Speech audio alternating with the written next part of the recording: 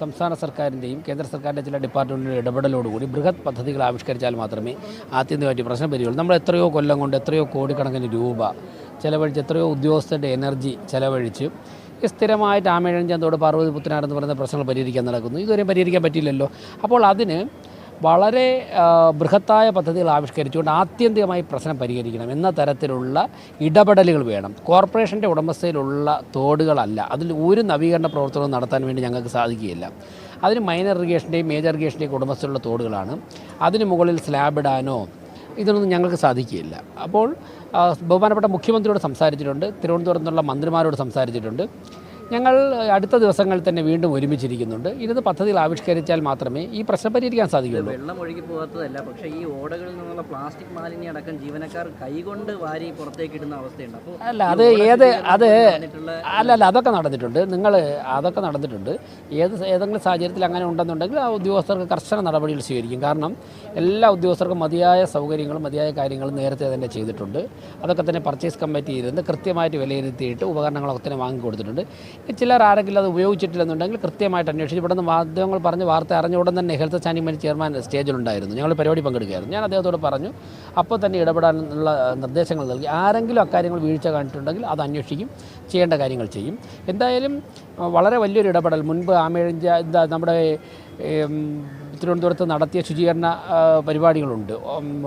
അതുപോലുള്ള വളരെ ബൃഹത്തായ കാര്യങ്ങൾ ചെയ്താൽ മാത്രമേ, ഓപ്പറേഷൻ അനന്ത പോലുള്ള ബൃഹത്തായ കാര്യങ്ങൾ ചെയ്താൽ മാത്രമേ, അന്നൊക്കെ കുറേ പരിഹരിച്ചിട്ടുണ്ട്, ചെയ്താൽ മാത്രമേ ഈ പ്രശ്നം ആത്യന്തികമായി പരിഹരിക്കുകയുള്ളൂ. ഇനിയിപ്പോൾ കാലവർഷം വരെയാണ്, ഇത് വേനൽ മഴയാണ്. അപ്പോൾ ഇനിയും കാലവർഷം വരുമല്ലോ, സ്വാഭാവികമില്ല, നമ്മൾ ഇതുവരെ തടഞ്ഞു നിർത്താൻ പറ്റും. ശുചീകരണ പ്രവർത്തനങ്ങൾ അല്ല, അതൊക്കെ ചെയ്യാൻ പറ്റുന്നത് പോലെ നേരത്തെ 1.5 മാസം കൊണ്ട് മുമ്പ് തന്നെ തുടങ്ങിയിട്ട് എല്ലാ വാർഡുകളിലും, ഇവിടെ മാത്രമല്ലല്ലോ, 101 വാർഡുണ്ടല്ലോ, 101 വാർഡുകളിലും ശുചീകരണ പ്രവർത്തനം 1.5 മാസം മുമ്പേ ആരംഭിച്ചിട്ടുണ്ട്. ഇവിടുത്തെ തമ്പാനൂർ പഴവങ്ങാടിയിലൊക്കെ പ്രശ്നം ഇന്നലെ പെട്ടെന്നുണ്ടായ പ്രശ്നമല്ല. അത് പരിഹരിക്കണമെങ്കിൽ ഈ മെക്കാനിസം പോരാ. കോർപ്പറേഷൻ്റെ ഒരു മെക്കാനിസം മാത്രമൊന്നും വെച്ച് നമുക്ക് പരിഹരിക്കാൻ പറ്റില്ല. അത് വളരെ വലിയ ഇറിഗേഷൻ ഡിപ്പാർട്ട്മെൻറ്റുമായിട്ടൊക്കെ ആലോചിച്ച് ബൃഹത്തായ പദ്ധതികൾ ആവിഷ്കരിച്ചാൽ നമുക്ക് പ്രശ്നം ആത്യന്തികമായി പരിഹരിക്കും. ഈ പ്രശ്നം ഇപ്പോഴത്തെ ഒരു ഇടപെടൽ കൊണ്ട് ആത്യന്തികമായി പരിഹരിക്കണമെന്നുള്ള അഭിപ്രായമാണ് ഞങ്ങൾക്കുള്ളത്. ഞാൻ അതുകൊണ്ടാണ് ബഹുമാനപ്പെട്ട മുഖ്യമന്ത്രിയോട് തന്നെ ആദ്യം കണ്ട മാത്രയിൽ ഈ പ്രശ്നത്തിൽ ഇടപെടണമെന്ന് പറഞ്ഞത്. അവർ ഇടപെടാമെന്ന് വളരെ പോസിറ്റീവായിട്ട് പ്രതികരിച്ചിട്ടുണ്ട്. പരിഹരിക്കാൻ സാധിക്കും നമുക്ക്.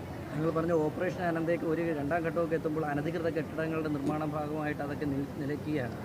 അപ്പോൾ അതൊക്കെ എങ്ങനെ പുനരുജ്ജീവിക്കും? അല്ല, അത് ആ ഘടകങ്ങളാണ് ആലോചിക്കേണ്ടത്. ഞാൻ അത് പുനരുജ്ജീവിപ്പിക്കണം എന്ന് മാത്രമല്ല, അതുപോലുള്ള പദ്ധതികൾ എന്തായാലും നമ്മുടെ പ്രശ്നം പരിഹരിച്ചല്ലേ ഒക്കുള്ളൂ. പ്രശ്നം പരിഹരിക്കാനുള്ള പദ്ധതികൾ സംസ്ഥാന സർക്കാരിൻ്റെ ഉൾപ്പെടെ ഇടപെടലോടുകൂടി ആവിഷ്കരിച്ച് നമുക്ക് തലസ്ഥാന നഗരിയിലെ വെള്ളക്കെട്ട് എന്നേക്കും അവസാനിക്കും. അത് ഞങ്ങളുടെ സ്ലോഗനിലുള്ളത് തന്നെയാണ്. അപ്പോൾ ഞങ്ങൾ 4 മാസം കൊണ്ട് ഞങ്ങൾക്ക് ചെയ്യാൻ 4-4.5 മാസം കൊണ്ട് ചെയ്യാൻ പറ്റുന്ന കാര്യങ്ങൾ ചെയ്തിട്ടുണ്ട്. 101 വാർഡിലും കോർപ്പറേഷൻ ഉടമസ്ഥയുള്ള എല്ലാ ഓടകളും വൃത്തിയാക്കിയിട്ടുണ്ട്. ഈ വെള്ളമൊക്കെ വരുന്നത് കോർപ്പറേഷൻ ഉടമസ്ഥയുള്ള ഓടകളിൽ നിന്നല്ല, ഞങ്ങളതിൽ നിന്ന് ഒഴിഞ്ഞു മാറുകയല്ല, മറിച്ച് വസ്തുത മനസ്സിലാക്കണം. കോർപ്പറേഷൻ്റെ ഉടമസ്ഥയിലുള്ള എല്ലാ ഓടകളും ഞങ്ങൾ ക്ലീൻ ചെയ്തിട്ടുണ്ട്. ക്ലീൻ ചെയ്തതിന് ശേഷമുള്ള മണ്ണ് അവിടെ നിന്ന് അപ്പം തന്നെ മാറ്റിയിട്ടുണ്ട്. അപ്പോൾ പരമാവധി കാര്യങ്ങൾ ചെയ്തിട്ടുണ്ട്. ഇനിയും ഇപ്പോൾ മഴ വന്നപ്പോഴാണല്ലോ ഇത്രത്തോളം ഇങ്ങനെയൊക്കെയുള്ള സാഹചര്യങ്ങളുണ്ടെന്നും കൂടി കൂടുതൽ വ്യക്തമാകുന്നത്. ആ ഘട്ടത്തിൽ ഇറിഗേഷൻ ഡിപ്പാർട്ട്മെൻറ്റ് ഉൾപ്പെടെ ഇടപെടലുകൾ ഞങ്ങൾ തേടുന്നുണ്ട്. ഓക്കെ.